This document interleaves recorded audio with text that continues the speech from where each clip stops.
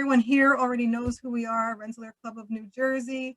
Our next meeting, by the way, is going to be on May 13th. It's always been this year so far, the second Tuesday of the month at 6:30 p.m. And this is our actual last scheduled event. We've been having, ever since the pandemic started, one event per month besides our monthly meeting, at least one. And we've kind of at this point sort of run out of ideas for people to run them. We may have our next thing will be probably a networking session, I'm guessing, but Pat is going to give us a date soon on that. We don't have one right now.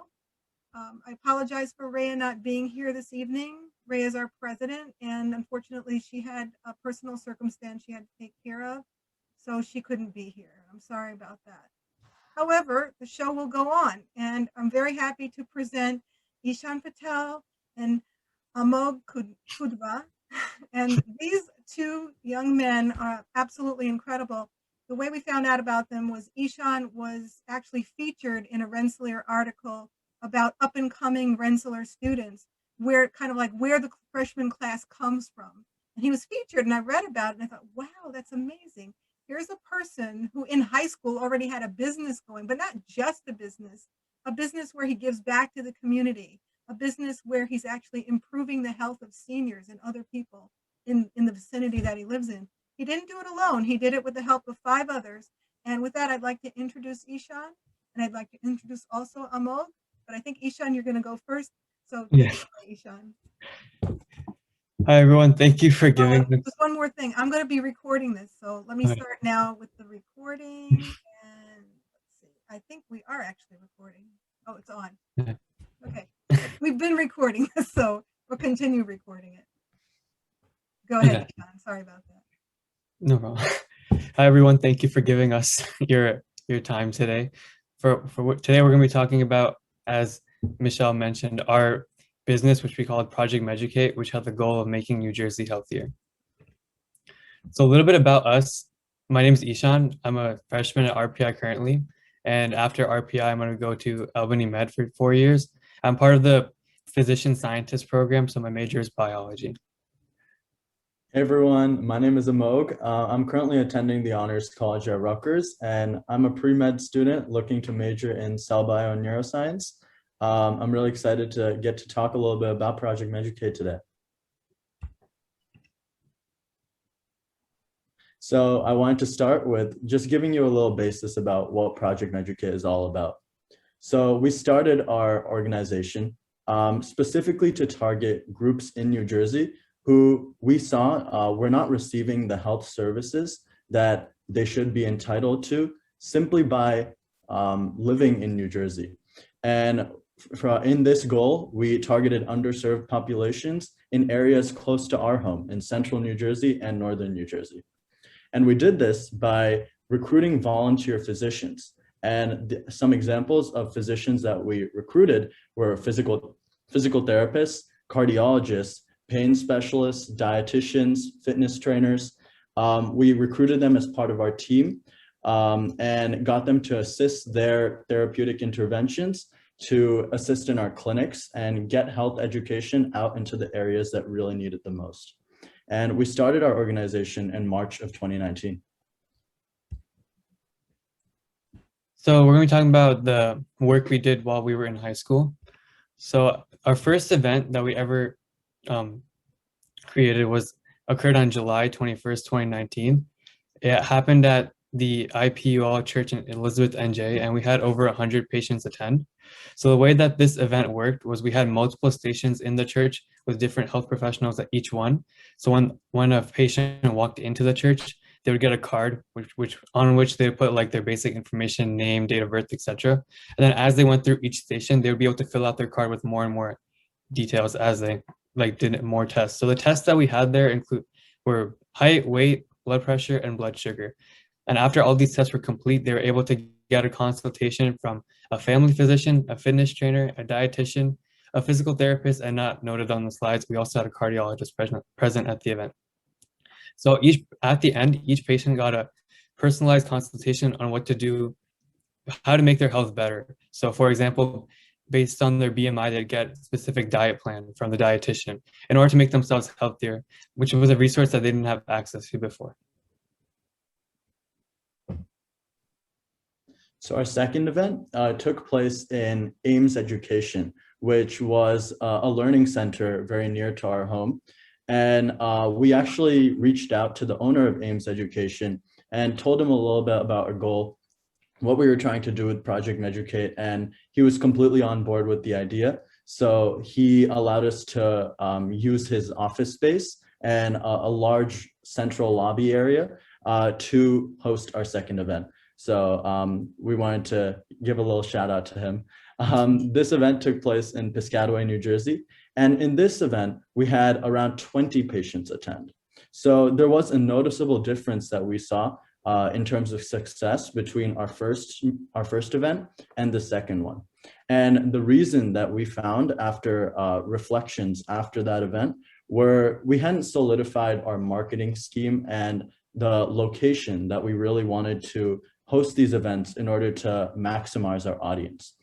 And we noticed through our marketing process that initially we made flyers and hung these flyers up in areas that we thought were going to be able to maximize our audience, such as grocery stores. We gave them to senior centers. But we noticed that in order to implement the most effective marketing strategy, we need to make a strategy much in advance to spread these flyers to many more different local organizations like churches and get the message out to large groups of people so that they can spread the word within themselves as well. So this is a skill that we implemented and kind of learned so that we could apply this to later events. Next slide, please, Ishan. So for the third event that we did, after taking all the lessons that we learned from the second event, in order to cater to a larger audience, we did two different things. So first, we decided that all our locations going forward would be either at a church or a place of religion, as people are already congregated there and they don't have to make additional effort to get there. And the second thing that we did in order to reach more people was we teamed up with another organization with a similar purpose, which was the Indian Health Camp of New Jersey. Like us, they were also pursued giving underprivileged patients healthcare in New Jersey. So due to our partnership with this organization, we were able to offer more services. So for example, at this clinic, we had an optometrist and we also had an OBGYN present, which we didn't have present at the first clinic. Also, as you can see in the bottom right corner, we also started working on giving patients education that they might have not received. So as you can see in these posters, we have stroke awareness and cancer awareness, just to give patients some more knowledge about how to protect themselves from these two diseases. After this event, due to its wide range, we were actually featured in the news, as you can see in the middle picture, which was really nice to see. And then, however, even after the successful event, due to the start of senior year after this event, with college applications and all the classes we were taking, this was actually the last thing that Project Meducate did during our high school years. So we wanted to talk a little bit about college and how we kind of started to spur Project Meducate up again.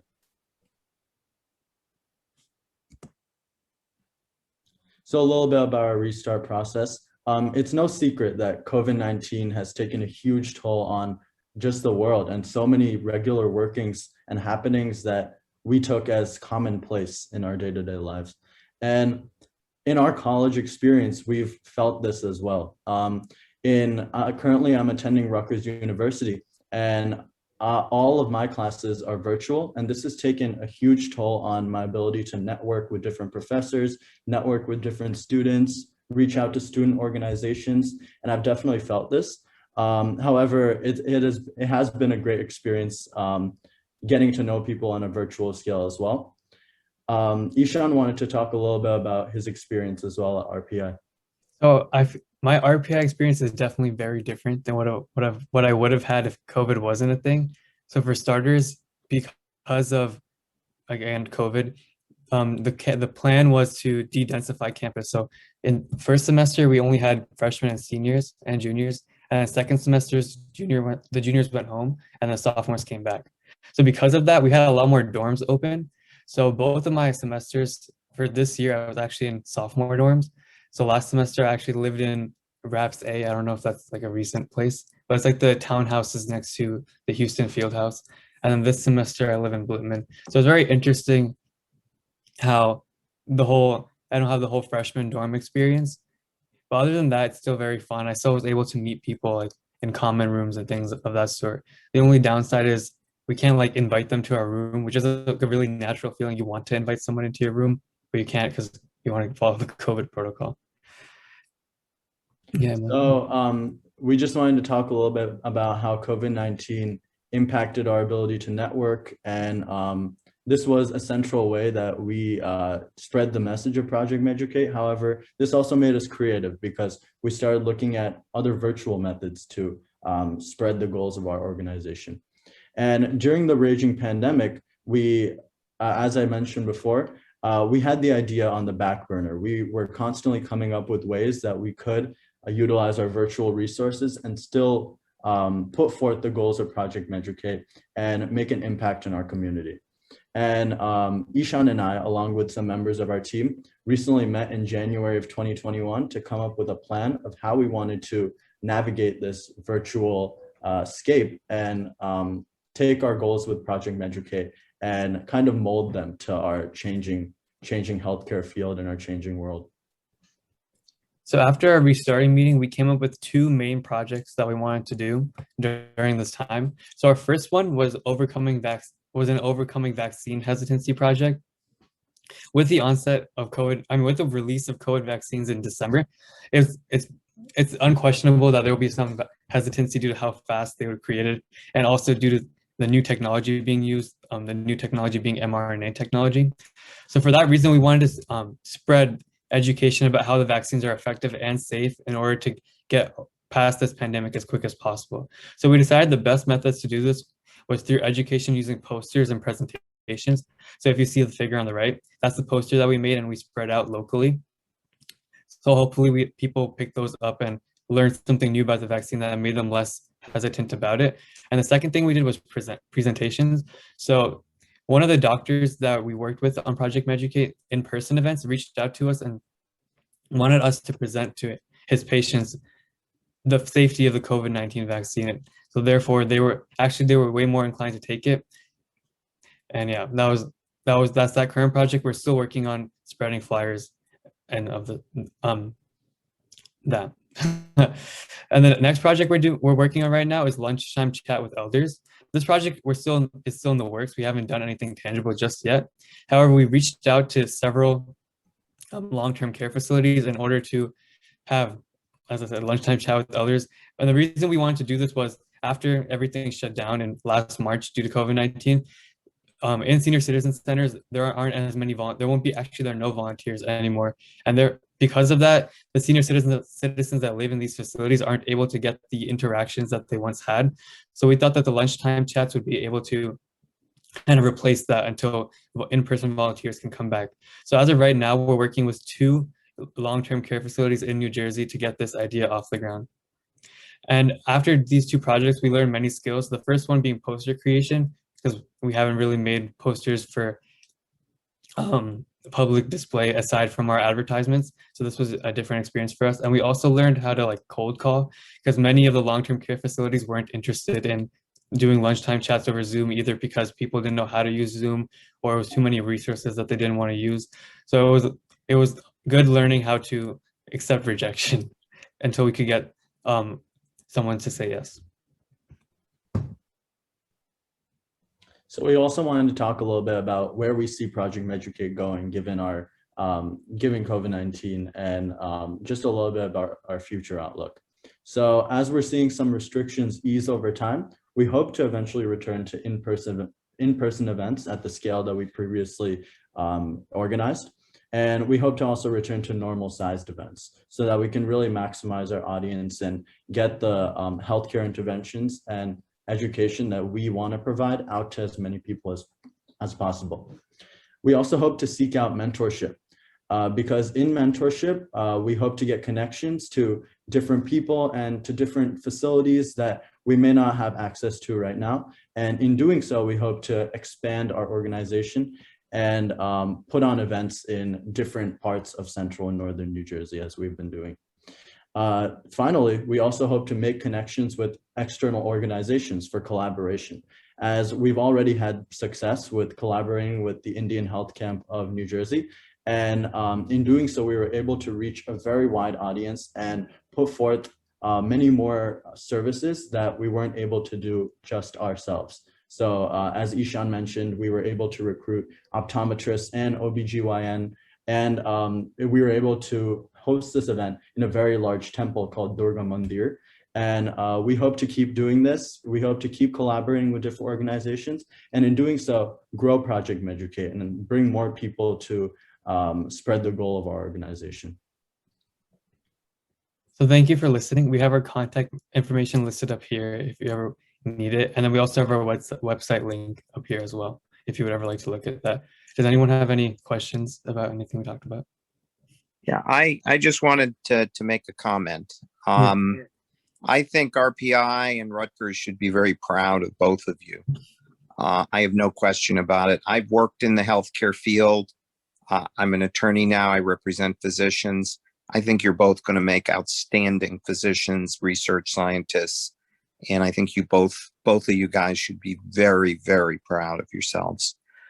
My only comment is, and I suspect you already know this, but tell me if I'm wrong.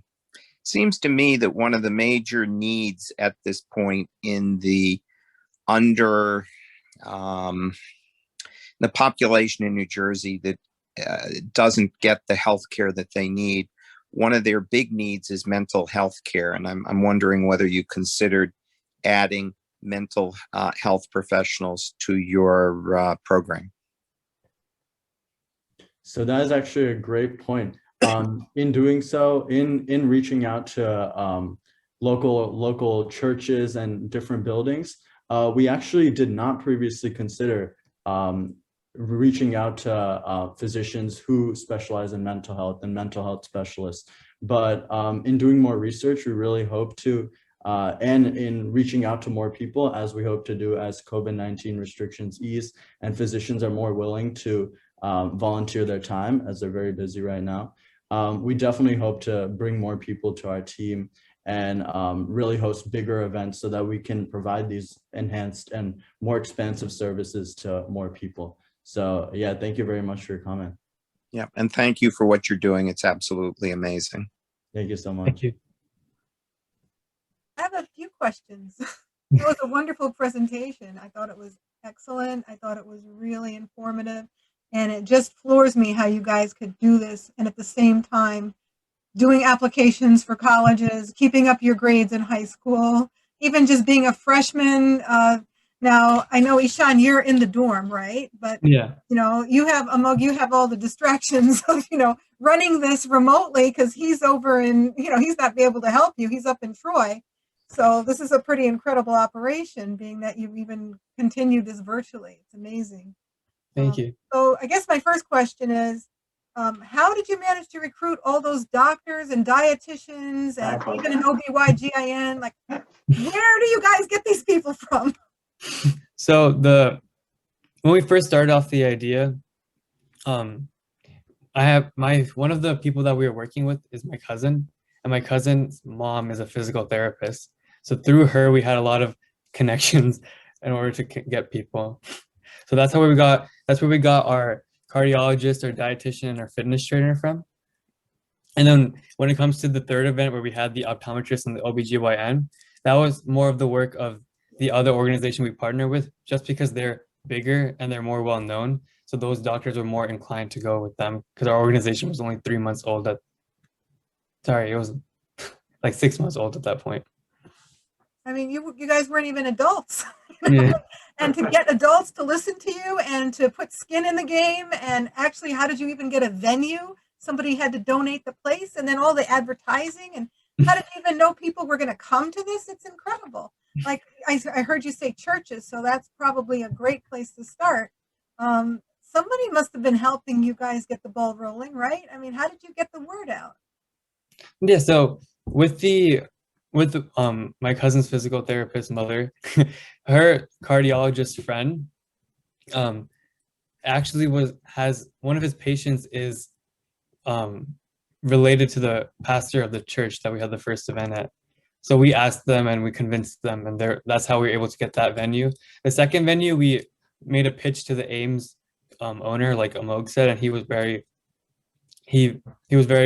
excited about our idea, so he let us use his venue. And the third event was the work of, once again, the Indian Health Camp of New Jersey. They were able to secure that venue because the Durga Mandir is actually a very populated place. So to get that, we needed the help of a bigger organization. Yeah, so you guys are master networkers. You really are. Now, nobody ever, when you were creating these events, nobody ever brought up to you the idea that there's liability involved and that patients might have to sign waivers or something. Did any of that happen? We had that. Oh, you can go. Oh yeah, I was gonna say after our second event, actually, we discussed with our physicians actually, and they brought up that waivers are something that is very important. And from that moment, with our collaboration with the Indian Health Camp of New Jersey at Durga Mandir, there were patient waivers distributed to each and every person. And along with going along to different stations, they were asked to complete a waiver first so that we did not take on any liability. So that was something that we did learn, was something that was very important. Yeah, I could imagine that would be very important. So how many hours did you put into this side hustle? I mean, daily hours, like while you were also applying for colleges and studying to keep your grades up and, all this other stuff. That's a good question. Actually, how much did we? I I know during the marketing phase, we had at least like 1 to 2 hours every day because me and Amogh would like drive around all of New Jersey and like put flyers up and stuff. So that right before the event took 1 to 2 hours. And then like the week before when we're like finalizing venue and physicians and everything, that took like maybe 3 hours, 4 hours just to make sure everything was set. What were your most effective channels of advertising? Most effective, like I said, in terms of advertising, the most effective thing to do is just to have it at a place such as a church or a temple or something like that, because that way no one has to go out of their way. These days, a lot of people don't want to go out of their way for things, even if something is free. So if it occurs at a place such as a temple or a church, it's like, since it's already there, it's like, okay, I will take the service. So that's our new focus right now in terms of advertising and marketing. Right, that's a method we found was successful. And as we hope to put on more events and kind of attract more people to the services that we are providing, we hope to eventually get standalone events so that people will, as Ishan was saying, notice the value in what we are trying to provide and just come to these events, even if they're not associated with churches and places that are frequently populated. Yeah, and as a matter of fact, those places stopped being frequently populated during COVID, so you have to find some alternate channels in that sense, right? Yeah. What, like doctors' offices, or where they're not going to doctors' offices? That's the whole issue to begin with. So I guess I'm asking on the internet, how do you reach these people? You mean like the patients that we would like? People you need to attract to these kinds of events. Now you've got all the Searses in the whole of New Jersey that are going to be empty soon when all the COVID shots get given and before they need the booster. So maybe you have some places to go for more events, but how will you reach the people? That's the question. If they're not gathered at churches, well, they're starting to be again, which is good. Because of the COVID pandemic and people not gathering at places as much anymore, even our physicians don't want to like come to these types of in-person events. That's why like I said before, our projects are all virtual or poster based or of that sort right now, until everything's semi-normal and people are once again gathering at a substantial level. That's when we'll refocus and assess this type of situation and see what we have to do next. Okay, well, that's what I was wondering, is how it was continuing now. Now you answered the question. So going back to final junior days, I mean, when you were junior in high school, how did you guys figure out what college would best suit you? I mean, you have these great credentials. You probably could have gone anywhere. How did you end up at, RPI and Rutgers? I mean, what were the attractions for you? For me, when it came, sorry. No, you go ahead. For me, when it came to RPI gave me admission to Albany Med as well. So for me, just for that reason, I just chose RPI over anything else. In the beginning, when I was just choosing colleges to apply to, I didn't really even have that many criteria. I just applied to a bunch and I thought whatever I get into, then I'll look into it more. However, because of COVID, even after I got in, I wasn't able to like go visit after. So that kind of backfired on me. But luckily RPI turned out great. Yeah. Yeah, with me, I knew that pre-med was a path that I definitely wanted to embark on. I definitely saw myself working with patients just as we've done so with our events and administering healthcare. And Rutgers actually offered me admission to the Honors College and gave me a substantial scholarship. So that was something that I could not pass up, especially because it's no secret that down the line, medical school is something that requires a lot of money. So I kind of decided to be proactive at this point, take forth the resources, go to a great research institution and gain that support network, gain those fundamental pre-med skills and apply to medical school later on. So that's what attracted me to Rutgers. Yeah, I think they're both wonderful choices that you guys made. I can see that Ishan has the advantage that he doesn't have to apply to medical school. Basically, you just go right from, it's a 7-year program, correct? Yeah. You just go from one to the other, kind of. You take any, I think you might even take some courses early from Albany, right? Yeah, in my junior year, half of my courses will actually be there. Yeah. Which is nice. An exciting program, and Rutgers is great too, and you'll have no trouble, I'm sure, getting into medical school. So that's not an issue. I guess so. Your majors that you're both in pre-med, right? Yeah, for me, I have to do I specifically have to do biology. They don't give us a choice. Yeah, well, it makes sense. You got to have that. And Amogh, you picked the neuroscience. Yes, I'm chosen the cell bio and neuroscience path. So one thing about Rutgers is that, and about any institution, is that you can really do any major you'd like and just get those pre-med requirements in. But for me, I've always been fascinated by neuroscience and, cells and how they work, how they interact in the body. And so I knew cell bio and neuroscience was something that I definitely wanted to gain a strong foundation in before going on to medical school. Fascinating. Anybody else have any questions for our guest? You asked all of mine. Oh, sorry. You asked all of my questions. Well, I have a few more. Hey, roll on.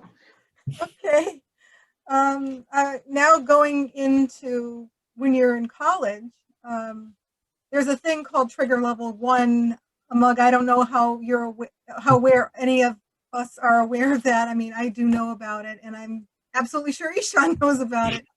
But there were 30 COVID cases simultaneously ongoing at RPI, and they consider that to be, quote, trigger level 1, which put everyone back into the quarantine that they were basically in before they started, or as they started school at the beginning of the year, which means that I think you get your meals brought to you in the dorm. And yeah. Do you have a roommate, Ishan? I do, but he's not here right now. Okay, but at least you have someone to talk to. But some people might be in singles, and I mean, it's pretty lonely and isolated. You're allowed to go into built-in common rooms and stuff like that, but you can't leave the building. Like prison. Yeah, it really was. Everyone was very upset about the second quarantine that we had, because we were thinking RPI has 6,000, 7,000 kids, not cases. So we thought 30 is kind of a small number to shut us down like that. But we got through it. Right now we have not at all. I think we had 0 yesterday and the day before. So we're good now. So I guess it might have been worth it, but it was still frustrating at the time. Yeah, I think it was worth it. For what it's worth, not being an epidemiologist, whatever the word is, I can never pronounce it correctly. But I think that it spread so fast. To snip it, right in the bud is the best thing that they could have done. And that was a smart thing to do, because before you know it, it would have been rampant all over campus. Yeah. Yeah. So that's a good thing, actually. And unfortunately, the year's practically over by now. Yeah. How was it like to be, I mean, you don't have the kind of clubs, like when we went to RPI, I mean, Gordon, Nancy, and I went to RPI. I mean, there were like tons of clubs you could join. The Union was a hustling, bustling place with concerts, and all kinds of things going on all the time, and just standard recreation even.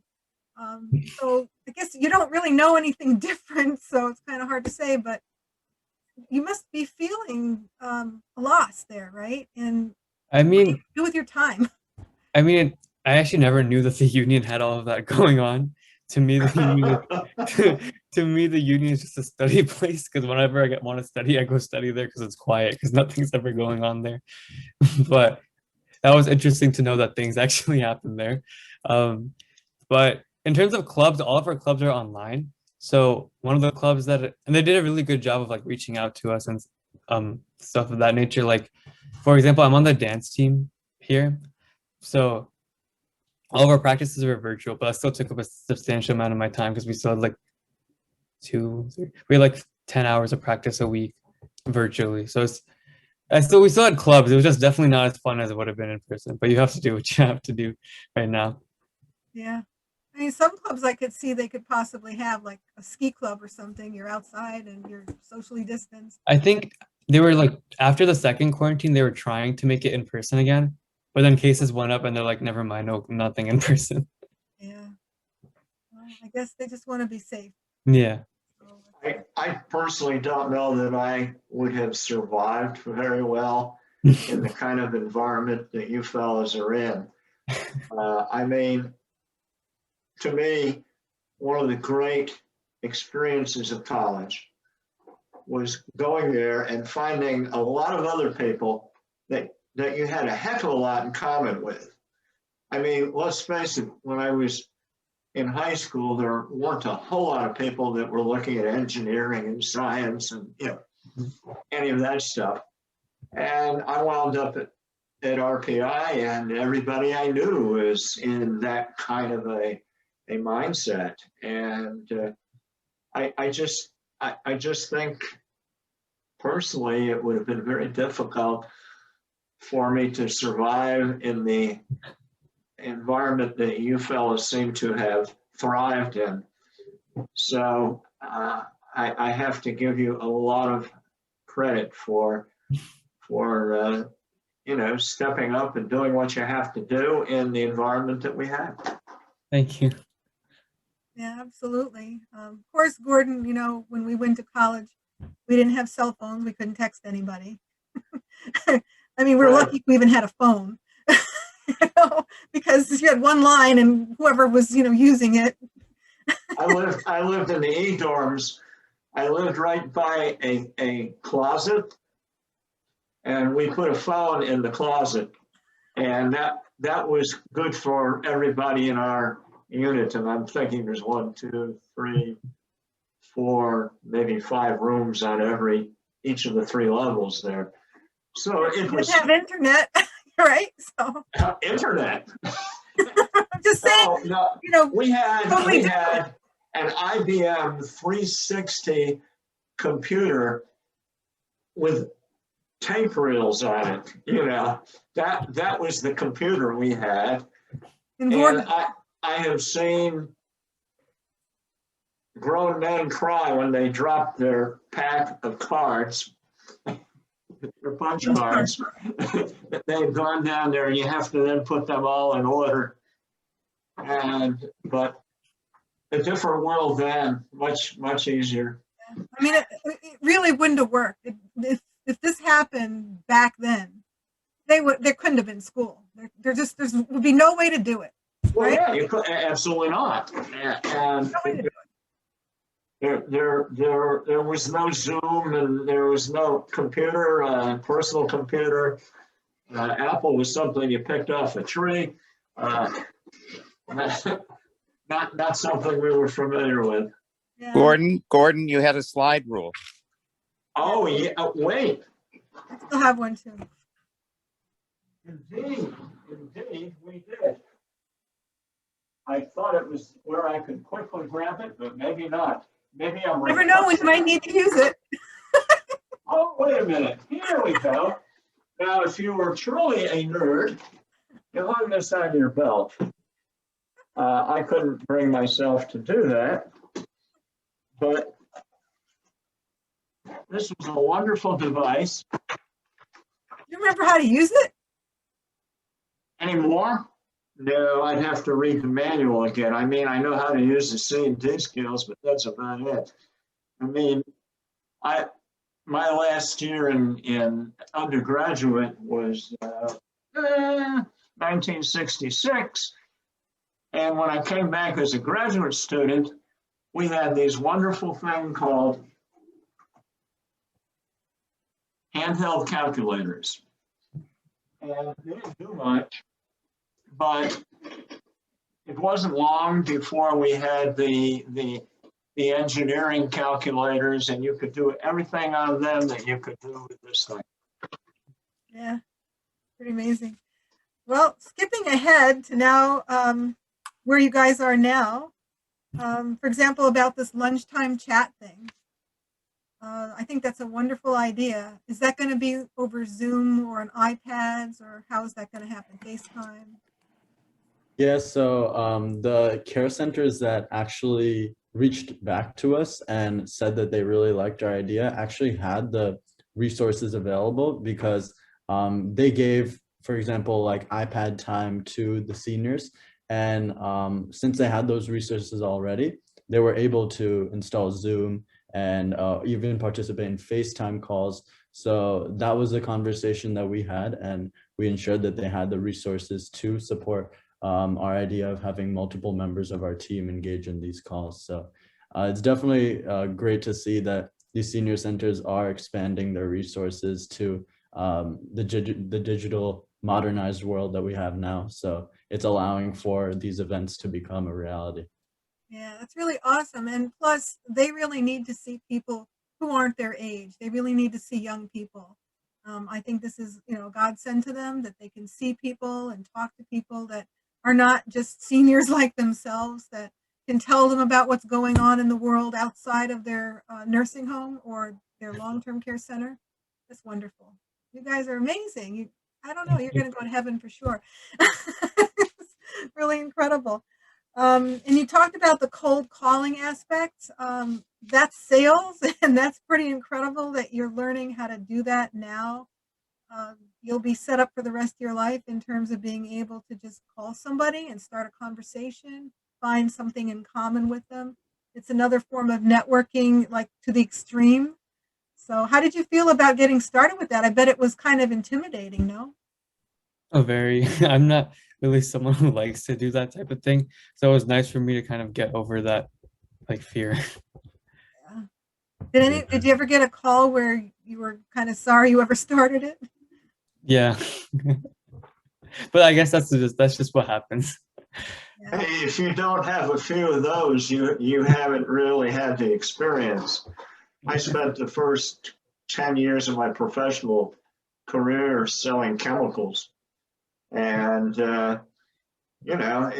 you just can't look at a rejection as a reflection on you, because you're great. You're good. You know what you're doing.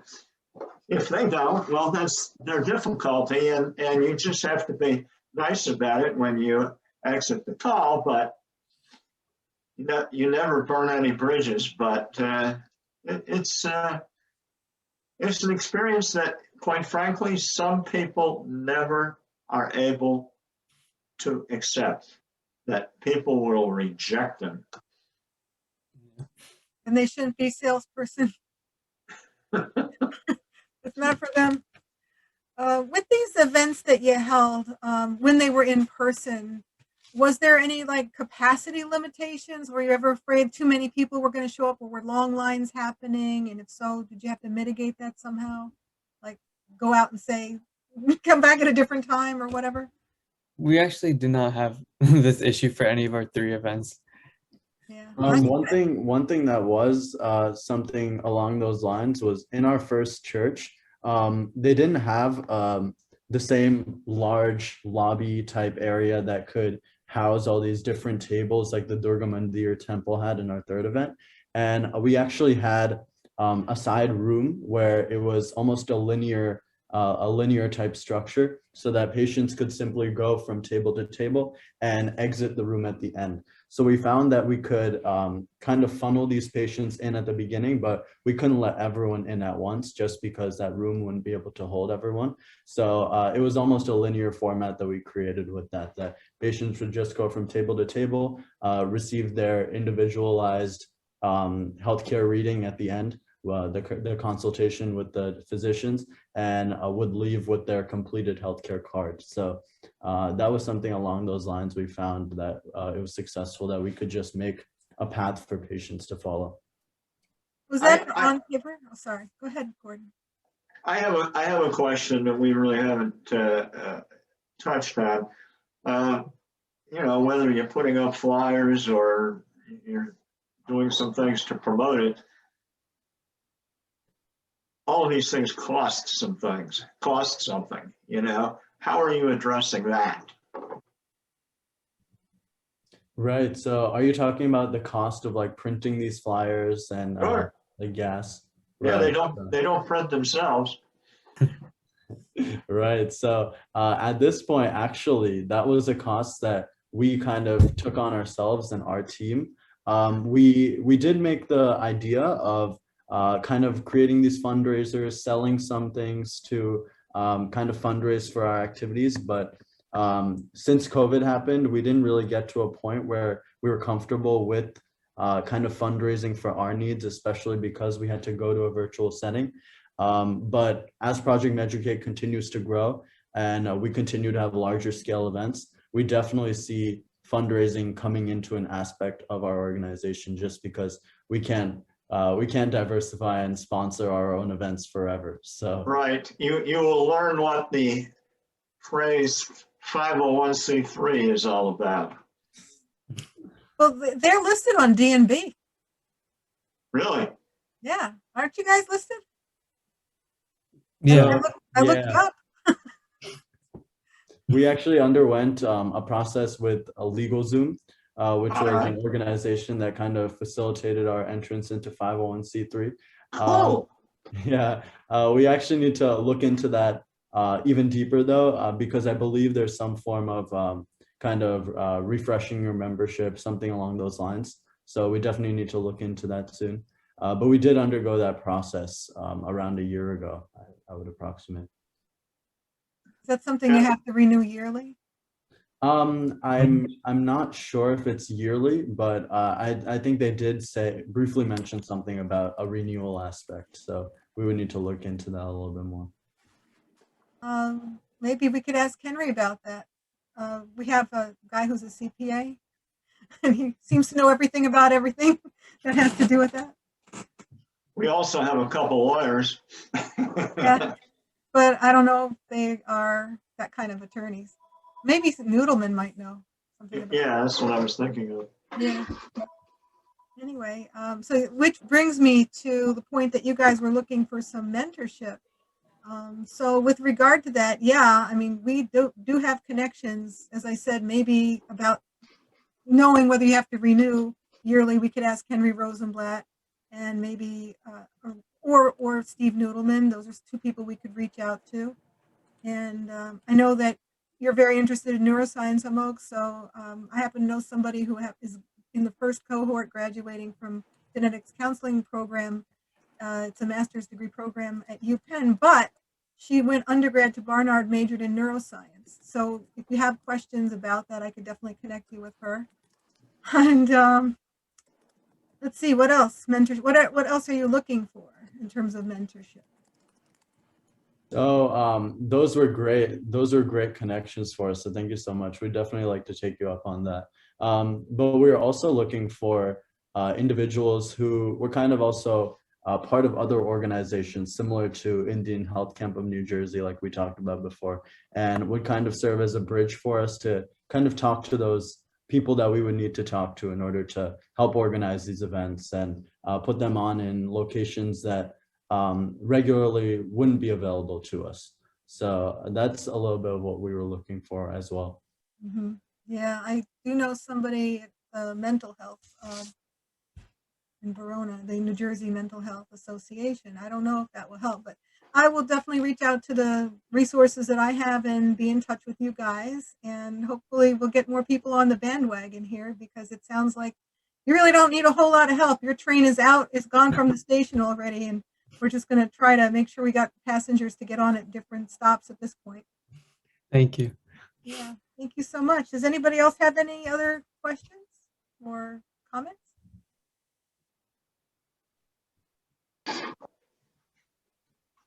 I hear crickets.